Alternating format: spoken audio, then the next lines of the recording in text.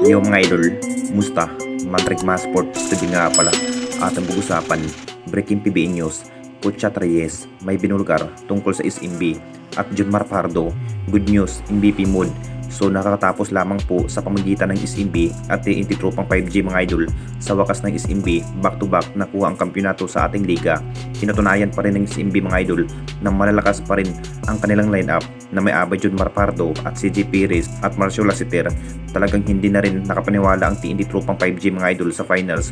Sayang na sayang ang naging import ng TNT tropang 5G dahil ilang laban na nga rin ang kanilang nakakaharap hanggang sa elimination round, hanggang sa semis at nakakaabot pa sa finals. Pero naging hadlang naman ang SMB dahil parehong magagaling at husay sa outside shooting. Parehong gustong manalo sa finals, pero ang SMB na rin ang karapat dapat tawaging malalakas sa ating liga.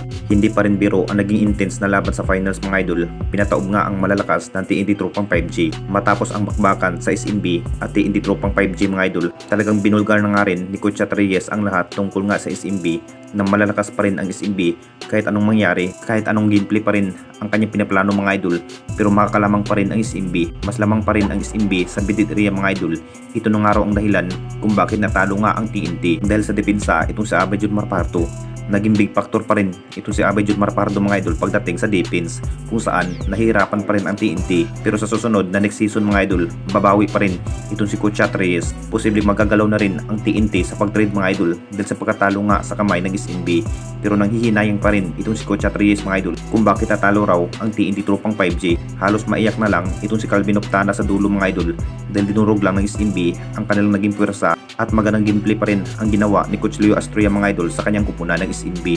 At dito na naman tayo sa isa pa nating balita, Junmar Pardo MVP mode, good news sa SMB.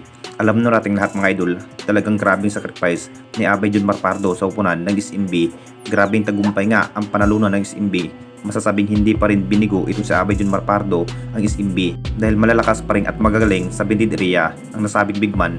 Kung tutuusin mga idol, talagang malapursa pa rin ang kanya ipinikitang magandang laban at hindi na rin inaasahan dahil mas malalakas pa rin ang SMB sa ginawang performance sa nasabing big man. Tagumpay pa rin ang nakuwang hirap ng SMB, dugo at pawis ang naging hirap para makuha lang ang kampyonato sa ating liga. Naging best of the conference nga ang nasabing big man at MVP mode itong si Abay Junmar Pardo. Sabik na rin ang lahat mga idol dahil alam na nating lahat dahil si Abay Junmar Pardo pa rin ang most best player of the conference. Panibagong history na naman ni Abay Junmar Pardo ng SMB.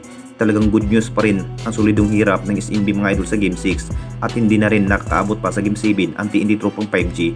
Sa laban, binura lang ng SMB ang naging record ng TNT. Akala na nga rin ng lahat mga idol mas malalakas pa ang TNT tropang 5G pagdating sa outside shooting.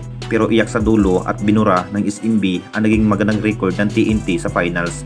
Anong masasabi ninyo mga idol tungkol sa ating video?